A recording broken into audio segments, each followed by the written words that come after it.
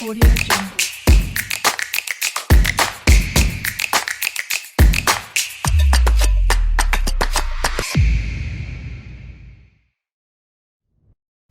Përshëndetje dhe mirë se po takohemi si gjithmonë me mua Dior në Dita me ne.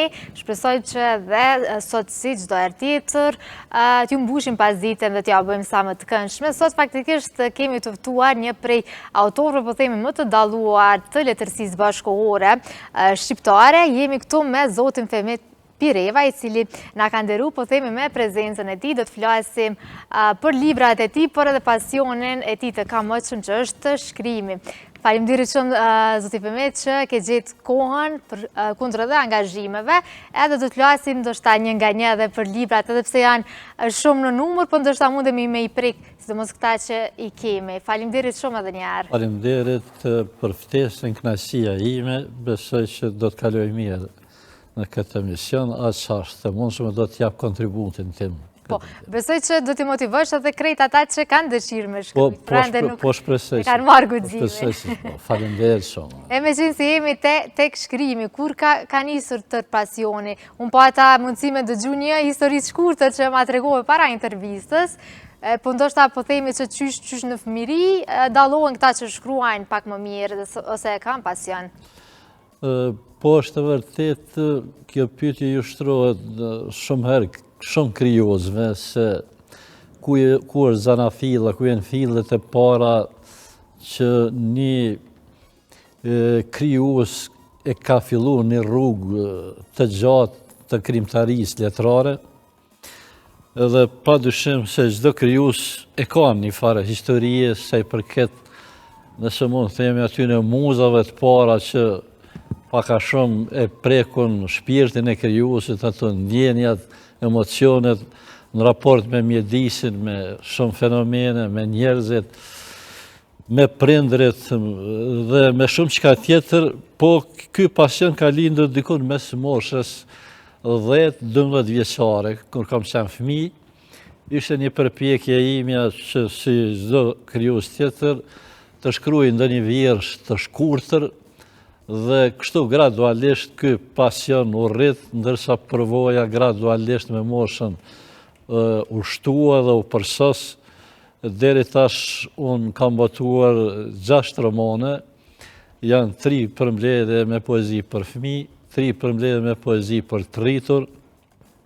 Një libër është me analiza për proceset zgjedhore, legjislacionin, Republikën e Kosovës, i botuar në vitin 2012, ma shumë i takon aspektit profesionale. Po, zakonisht për një zhanër të librit jemi mësuar që të kemi autor, po faktikisht ju prek një shumë zhanre, e përmendet edhe librat për fëmijë edhe për të rritur. Sa është të vështirë ndoshta, sepse pikërisht edhe të procesi i realizimit, finalizimit, mandej redaktime dhe punë të tjera, do dhe kohën e vetë. Sa është të vështirë të shkruash për të gjitha nga pak, po themi? Unë po përmendin një takim me shkrimtarin e njohur shqiptar Fatos Kongoli, thot procesi më i rëndë për njeriu është të shkruarit, shkrimi. Dhe në një farë mënyre nuk është e lehtë të shkruash në aspektin e vlerave që qëndrojnë në nivel të lartë ido-artistik, sepse përveç mjeshtrisë vegla që i ka arti, dhuntisë që është edhe një dhunti me të lindur ose një talent, si që themi ne, po megjithatë kjo vjen duke mjeshtri u përsos me kohë, krijuesi gjatë rrugës i sheh edhe pengesat cilat i ka kaluar ose dikun ndonjë shkarje që është normale në këtë ngjitje, po megjithatë pas botimit të disa libra, unë tash kam një farë konsolidimi, pak a shumë një përvoje, ndërsa për prozën, ndoshta për emisionin tuaj është interesant, në një takim të ndjerin të shkrimtarin e madh Ismail Kadarek, kishat në villën e tij në Qerret, dhe mora guximin t'ia dhuroj romanin tim të parë, Prerja e Frikës, cilën nuk e kam këtu sot në studio, dhe kisha një farë hezitimi se tash si do ta vlerësoj pas disa muaj, sepse kam pas takime të shpeshta. Dhe pas një viti u takuam dikun në Tiranë për kafe dhe A morët përgjigje? po më pyeti, pastaj kërkoi diçka prej meje, thotë ti djalë çka shkruan, ti çka bën tash? Thash unë jam në përgatitje të botimit një përmbledhje me poezi për fëmijë, që ka dalë edhe është vlerësu mirë, libri me shije çokolate. Thëtë mos shkruaj poezi për fëmijë se ti din me shkru prozë.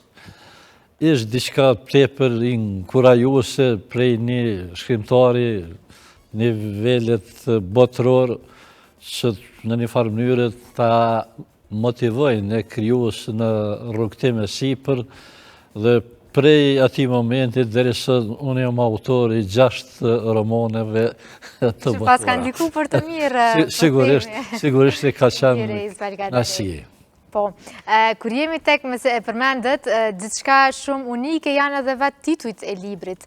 Për shembull, Në pusi kuvendit, Qend e gërmisë, të lojnë me nënkuptu shumë gjëra dhe me mendu, pak janë ironik, si themi nga titujt. Du të me qenë kreativ edhe tek titujt është fjala, jo vetëm në të shkruar. Sa mundoheni për shembull edhe për tituj, sepse janë goxha kreativ. Thonë drejtën, shpesh herë krijues të shkruajnë librin e kam probleme me tituj. Kjo jo që po thamon se nuk jam i pari, po thonë edhe tjetë, që mund tjetë ndonjëherë ndonjë që të thuash metaforë, frazë e cila në një farë mënyrë e përmbledhë në tërësi dhe krijon simbolikën e romanit, dhe ajo mund të bëhet një titull që pak a shumë asocion në tërë përmbledhjen e një romani. Dhe është e vërtet e kam një përkushtim bukur të veçantë që romanet të trajtojnë tema pak a shumë ma pikante, ma të veçanta, në një farë mënyrë që pak a shumë na ka mbet pa u trajtuar realiteti, sidomos i krijuar miri pas luftës në Kosovë, ku kemi thyrje të dy sistemeve, komunizmit dhe tash epokës e demokracisë, ku janë krijuar hapësira të reja të pashfrytzuara deri më sot, jo vetëm për mua, po për gjithë krijuesit, si në aspektin social, psikologjik, shkencor, relacionet me pushtetin, me administratat, po me shumë çka tjetër që është një hapësirë që pa eksploruar, nëse mund ta themi kështu kushtimisht. Dhe në këtë drejtim e kam bërë një përpjekje maksimale që titujt pak a shumë të asociojnë në realitetin e ri të pas luftës në Kosovë. Po, mundemi me thonë që është edhe një iniciative guximshme, mirë po ndoshta mundeni edhe me na tregu se pse pikërisht zgjodhet letërsinë që pikërisht me i trajtu këto tema shoqërore dhe disa prej tyre edhe të harruara ndoshta. Ndoshta kjo është pyetja që kur nuk më është bërë në për televizione tjera dhe që ngacmon tash me thonë të vërtet. Unë kam pas problem, sado që jetoj me vlerat e demokracisë, është përgjegjësi ta thuash të vërtetën në mjedis e institucione, për arsye se ne jemi në konsolidim në një pjekuri si shoqëri me demokracinë, dhe shumë herë kam qenë i kujdesshëm nga keq kuptimi, keq interpretimi, ndoshta dhe sulmet e panevojshme që mund t'i ketë çdo krijues, por megjithatë guximi është ai që përcjell krijuesin dhe bën sukses shumë. Unë nuk krijues që thot Kadareja nuk zgjedhen me votat popullit, ata janë krijues, lindun dhe nuk i japin llogari askujt për punën, për produktin, për librin që shkruajnë. Nuk janë ata që komentojnë librin e vet, janë kritika letrare, janë studiues që mund thonë diçka, por unë nuk kam nevojë me marrë leje për me shkruar libër, roman prej dikujt, se si jap llogari kërkujt, ndërsa përgjegjësia, vlerësimi mbetet punë e kritikëve e studiuesve të letërsisë. Po, ndoshta për krejt ata që dëshirojnë me marrë rrugën e shkrimit në këtë rast, çfarë bën një autor të mirë sipas juve? Sepse ndoshta edhe ka të rinë që pak a shumë e dim që është një punë ndoshta që kërkon mjaft për kushtim, qoftë edhe ndoshta nuk paguhet as sa duhet në vendin ton, po themi, kështu që duhet me pas goxha edhe një kosto, por edhe dikush që të mbështet, qoftë familja, qoftë rrethi. Ndoshta kjo i demotivon edhe të rinjt, po për gjithë ata që kanë dëshirë ndoshta me u marrë me artin e shkrimit në këtë rast. Nëse unë në një farë mënyre jam shembulli i ecjes në këtë rrugë dhe pak a shumë me përshkrua është plot sfida. Në të gjitha rrafshet që ju përmendet, prej mos përkrahjes financiare të institucionale, qoftë për një libër që ka prek tema serioze dhe ka qenë i dobishëm që edhe kultura të përfaqësohet si fush në nivel të Republikës Kosovës, shumë tri e di që i kanë këto pengesa vështërsi si në aspektin financiar, përkrahjes institucionale, mbështetjes nga mjediset ku vinë, por me gjithat mesazhi im për krijues të ri, nëse vërtet dëshirojnë të bëhen krijues, shkrimtar, poet, duhet të kenë vendosmëri sepse përpara i pret një rrugë plot sfida, plot vështërsi.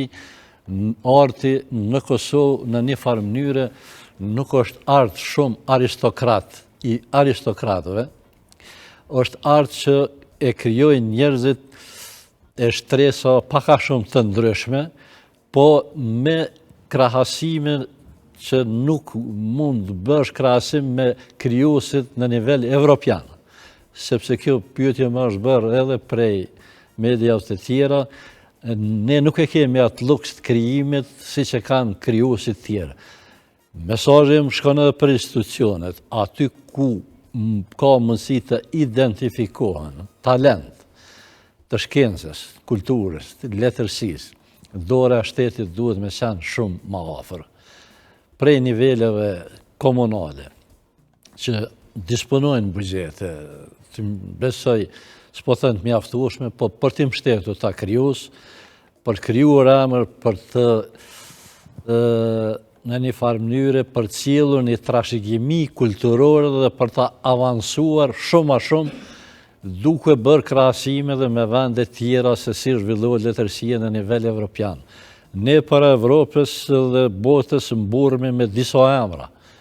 Nuk kem shumë emra të njohur letërsisë, unë e përmenda Ismail Kadaren, ndoshta mund t'i gjesh edhe 2-3 emra të tjerë, por unë mendoj se ka shumë krijues të mirë që duhet të hapet dera dhe të krijohen mundësit për krijim. Po, ndoshta ne edhe vetë lexuesit shqiptar pa dashur të bëj paragjykime.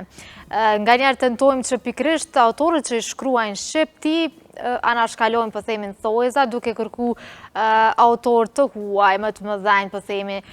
Pse ndodh ky mohimi që na vjen pikërisht prej autorëve të vendit tonë? Pse nuk i përkrojmë atë sa duhet ata që shkruajnë shqip? Po qartë është, ndoshta kjo do të ishte tema ose krye tema e institucioneve e Kosovës, e mediave, shoqërisë civile. Ne në një farë mënyre jemi në një vetmohim të vlerave shkencore artistike dhe gjithmonë këta titujt libra, nuk du ta banalizoj këtë bisedë, po ta kishin një emër tjetër, anglez, francez, gjerman, do të ishin shumë të kërkueshëm në për librarit tona. Në këtë drejtim është për studim ky fenomen. Megjithatë, institucionet duhet bëjnë më shumë për sensibilizimin e vlerave edhe të krijuesve vendor, se nuk jemi na që nuk kem krijues që nuk kanë konkurrencë në raport edhe me vlerat e krijuesve në nivel evropian. Unë kam dalë takime edhe me një shkrimtar zvisran, Petr Stein, që është i lexueshëm dhe i shitur me miliona ekzemplar, dhe gjatë atyre diskutime edhe mënyra se si trajtohen prej shkrimtarëve të huaj, autorëve të tjerë. Besoj që ka autor në Kosovë që nuk po du tash me bo një farë zhvlerësimit krijuesve të huaj, po që nuk mbeten larg prej krijuesve të mëdhej emrave botërore. Siç kemi emra në fushën e sportit ose talent në fusha tjera që na kanë befasuar në muzikë ose diku tjetër, besoj që edhe letërsia do t'i kishte dhënë peshë kogja shumë Kosovës, kulturës shqiptare përgjithësi. Po, urojmë megjithatë që edhe në të ardhmen të shkurtër, po themi që të kemi sensibilizim edhe nga institucionet, por edhe nga vetë qytetarët që jetojmë këto që e bëjmë vendin. Po dalim ndoshta pak nga ana artistike më shumë, sepse i kemi disa prej romaneve këtu. Do doja të flasim pikërisht për evoluimin, që prej librit të parë deri në librin tuaj të fundit. Si ka evoluar ndoshta shkrimi, sepse ju më mirë se kushdo dhe lexuesit në këtë rast munden me vrejt. Para mesazhi shkon për krijues të rinj. Pa lexim është vështirë të, nuk po them tash nuk din të shkruash, po pa lexim je i mangët të shkruash. Po më dona paka shumë me balancu, me përkufizu leximin, edhe jam lexuar si rregull jo gjitha libra, po i krijuesve se i maja e pendave të letërsisë botërore. Titujt paka shumë po përpiqem me i përmbledh romani Nëm punë si kuvendit, me qenë se vetë punoj në administratën e kuvendit, ka qenë hapi ma i guximshëm dhe ma sfidues në jetën e krimtarin time letrare. Vëse e keni paraqitur një realitet që ndodh pikërisht, a? Po thujse, tër libri është në një farë mënyrë vetëm mund plotësohet, është realitet i zhvillimeve në institucione jo vetëm në kuvendin e Republikës Kosovës. Ne jemi shoqëri që duhet vendosëm rand, duhet thirrmi në vlera, duhet të mbështesim njerëz të ditur, dhe në institucionet tona ende fatkeqësisht sot ka familjarizëm, ka nepotizëm, ka shpërfillje të njerëzve të ditur, të përgatitur profesionalisht, sepse nuk kanë ndoshta krah politik që të hyjnë në konkurrencë me njerëzit që e kanë këtë krah, nuk i mungon. Kjo është një goditje e institucione ose në një farë mënyre, jo në atë kuptimin goditje që të ketë një kthjellim prej një pozicioni status quo-je për një avancim më të tjeshëm të drejtës dhe drejtësisë dhe duke e vënë pa vlerat cilat i ka shoqëria jonë. Është mesazhi i këtij romani, në fund një personazh këtu paka shumë që është i thrillum e mbyll fatkeqësisht punën me ikje jashtë Kosovës, që është në realitet se neve nuk po na ikun veç tritë pa punë, po Kosovën janë duke braktisë edhe njerëz që punojnë për institucione dhe kanë kriju karrierë. Ky është romani Nëm punësi i kuvendit. Për romanet tjera kisha mujt me fol pak për Ura mbi Ibër, më ka marrë shumë kohë. Sa të merë prafërsisht ndoshta deri tek finalizimi, apo varet edhe çka trajton, si e trajton? Po, është ndonjëherë është fryma, është muza, është tema, përgjegjësia e krijuesit për temën, për fjalën e shkruar, janë nimëri faktor, por te Ura mbi Ibër më është dashur të lexoj, konsultoj material paraprakisht ta një në thel paka shumë konfliktin e kulturave mes shqiptarëve dhe serbëve, konfliktin social, psikologjik ndër periudha, ato puqje të afrit në të kaluamën që i kanë pas shqiptarët dhe serbët, si momente të paqes të lirisë, që i përket periudhës së komunizmit, por që kjo nuk ka qëndrueshmëri ky raport dhe përmbysen ato marrëdhënie në këtë mjedis. Unë e kam bërë një përshkrim paka shumë edhe psikologjik, duke lëshuar edhe duke qenë në një farë mënyre paka shumë neutral, të mos jem njeri që mbaj onën e shqiptarëve dhe një farë mënyre gjithçka hedh të zezë për serbët. Në këtë roman kanë qenë i kujdesshëm që dy anë të medaljes të ballafaqohen që të nxirret e vërteta.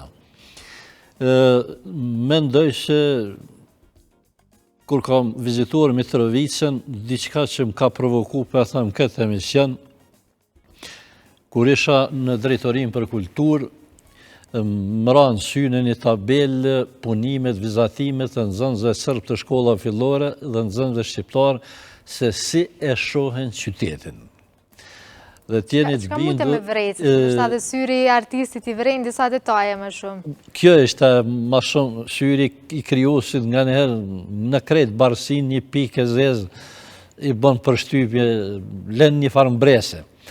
Dhe në atë produktin e imagjinatës, trillëve, shkallësive të aty në fëmijëve, si shqiptarë, si sërbë, jeni të bindun e kom parë një qytet të pandarë, me elementet përbashkëta infrastrukturore, me një mori, sheshesh, parqesh të vogla, ku ata e shohin vetëm bashkarisht me shqiptarët. Pra nuk ka ndasi në nuk ka ndasi.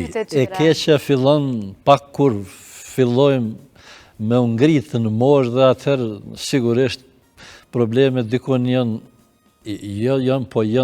sigurisht të politika, e cila duhet ma shumë me pas dimenzion të një farë mënyrët të frymës së humanizmit, të bashkimit, afërsisë, respektit të ndërsjellë, dhe kjo kishte kriju mrekulli edhe në rajonin për cilët kemi probleme që nga pas lufta kanë. Po, ajo çka po mbjen sy, zoti Fehmi, është pikërisht titujt që i keni që asocojnë sidomos me ngjarjet e fundit, e kemi urën e Ibrit, e kemi Kuvendin që s'fund me po bën bujtë madhe. Po, saktë.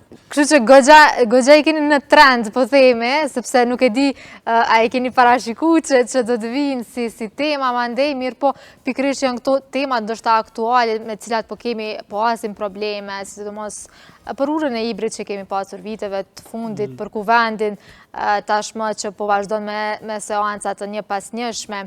Po ndoshta është një lloj parashikimi që e bëni ju me anë të librave, apo jo?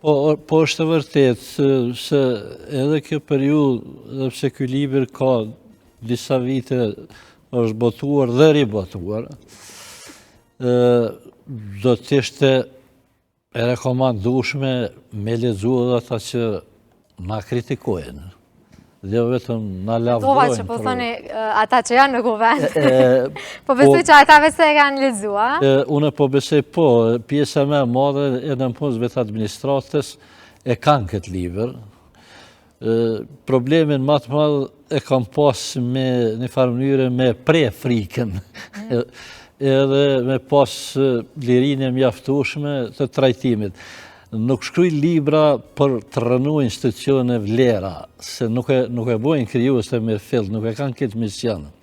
Misioni im është që të vunë pa të metat e sistemit, të institucioneve, pengesave në evoluimin normal të një shoqërie për ta ndihmuar, sepse letërsia nuk e bën punën e politikës. Sepse kur letërsia bëhet politik, nuk është letërsi. Po misioni i letërsisë është që të kritikoj, të mos pajtohet me gjërat që me të vërtet janë pengese zhvillimit e ecjes sonë e një perspektive pak a shumë që ne në një farë mënyrë mbajmë përgjegjësi dhe sepse jemi të vonuar në kohë. Jo vetëm për vetveten, por edhe për fatin e gjenerata t'juaj dhe gjenerata që vinë. Po. Cilat kanë qenë disa prej ndoshta reagimeve ose komenteve që keni hasur pikërisht nga nënpunësit e Kuvendit? Po, reagimet kanë qenë, natyre ka pasur edhe kërcënime. Nëpërmes telefonata, mesazhe ofenduese, i kam prit gjitha, kam prit edhe diçka dhe ma tepër.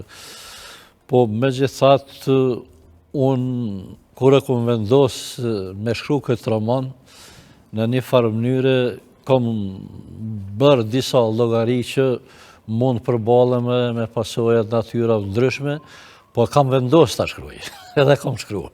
E përmendet që është edhe ribotuar. Edhe është ribotuar, sepse versioni i parë kur është botuar është shit për një muaj ditë, se pa dëgju një kërshëri të njerëzit dhe mediat, që besa i falenderoj shumë media që na kanë dhënë hapësirë, nuk ka qenë e lehtë që prek temat të ndjeshme, nepotizmi, nuk ekziston vetëm qeveri në kuvend, po edhe në institucione tjera.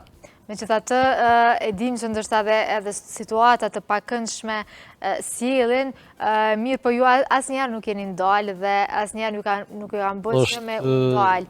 Fatkeqësisht jeni përballë me këto situatash. Po është vërtet në një farë mënyrë kanë nganjëherë krijuesit e marrin një farë roli gati si të viktimës në atë kuptimin që barra bie mbi krijuesht shumë herë. Nuk jam unë i pari shkrimtar, kije shkrimtar në nivel evropian që mbahen në sigurim nga shteti, policia, për shkak kërcënimeve, temave që i trajtojnë ke në Itali, ke në vende tjera që goditet problemet e mafiozitetit shpjegohen në një farë. Për realitetin që ato paraqisin. Për shkak të realitetit, po megjithatë krijuesi tash në një farë mënyrë sikur e ka këtë mision që t'i godash këto probleme pavarësisht kostos që mund ta ketë mund të të paguajë shtrajt, është vërtet. Po, derisa mund dalë do t'i vëmi edhe tek gjyqi i papajësisë, sepse më interesoj jashtëzakonisht shumë edhe kjo ndërthurja, ndërlidhja mes kanunit dhe ligjit në këtë rast. Si erdhi ideja ndoshta? Unë i takoj dy epokave, komunizmit edhe demokracisë, dhe tash kom ndjen një obligim në këtë trajektore të zhvillimit në ngjarjeve dhe evoluimit të mendësisë sonë. Të shoh gabimet, të shoh shkarjet e shoqënisë, defektet e mbrëmshme të organizimit, dhe kom thonë edhe në televizione tjera, në sistemin komunist, shoqëria jonë ka qenë ndarë fatkeqësisht në dy kompe. Po flas në rrafshin ideologjik, në kompin atyre që kanë qenë pjesë e ish sistemit komunist, e institucioneve, dhe pjesa tjetër që ka qenë refuzive ndaj ish sistemit komunist, ka dhuru Shqipërinë, me Shqipërinë dhe tash ta them sistemin enverist. Dhe në këto dy vija shumë ka pas fërkime për plasje, ata që kanë bu ligjin, shtetin, dhe ata që në një farë mënyrë kanë qenë viktim për shkak kundërshtimit atij rendi. Në pjesën që kjo është temë më shumë edhe sociologëve, po nuk e din pak po shoh libra që merren me këtë mendësi dhe evoluimin e kësaj mendësie nëpër periudha që është e rëndësishme për brezat e juve. Në disa mjedise se Kosova kryesisht ka qenë një zonë rurale, ka funksionu kanuni leg dugaxhinit, dispozitat e kanunit. Unë i di, i takoj një mjedis që pak a shumë rurale dhe pse shumë afër Prishtinës, kur shumë herë këshilla pleqëve, njerëzve të pa përgatitur profesionalisht, pa njohuri, kanë marrë vendime të rënda për x njerëz në mjediset e tyre. Dhe në një kontekst më i rritëm, unë duke parë pasojat e periudhave të kalume dhe ndeshkimet që mjedisi, tash po përdoret fjala bulizim, atër nuk është ditë, ka pasur bulizim, mendoj hiq ma pak se sa sot, po në format tjera të paraqitjes. Mohimi i fjalës në mjedis, pavarësisht një përgatitje të lartë shkollore, ku njerëzit ndoshta që kanë qenë marrë hierarkisë, ta them, patriarkale, pa shkollim edhe elementar, ka mund flasin deri pas viteve 90 edhe të vendosin për shumë probleme fatkeqësisht edhe në familjen mjedis. Kjo për mu ka qenë eron si krijues dhe nga percepcioni im e kam shkruajt këtë roman në një farë mënyrë edhe në rrafshin paka shumë të bindjeve fetare. Kemi pas periudhën sistemit komunist lëkundje sa i përket besueshmërisë. Unë e kam takuar atë kohë, njerëz që për disa vite kanë qenë ateist, pas disa vite i gjenë në një falltore duke i kthyer me devotshmëri fesë. Ka pas qëndrueshmëri në karakteret e njerëzve, duke i përmendur edhe njerëzit që kanë pas përgatitje ose nivel intelektual. Dhe ky reflektim ka qenë i kontradiktor, ka kriju konflikt në mjedis, konflikt sociale, sepse ecuria, trajektoria ka qenë me rrëmje ngritje në zhvillimin e shoqërisë. Dhe këtu krijohen kundërthonje, shumë herë kanë qenë tash, pra mos them deri në përdorim që thot kanunit leqitjes të dikujt, ndoshta pa i plotësuar edhe kushtet ose pa ditur se çfarë është leqitja sipas kanunit të Legdugaxhinit.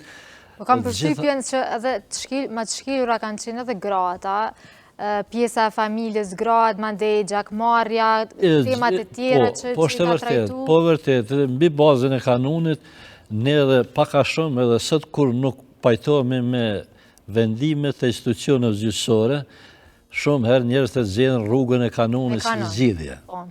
Kjo është një mesazh edhe për institucionet e drejtësisë, gjyqësorin, se duhet me vendimet të jenë meritore, se ne nuk kemi të drejtë përzimi në institucionet e drejtësisë.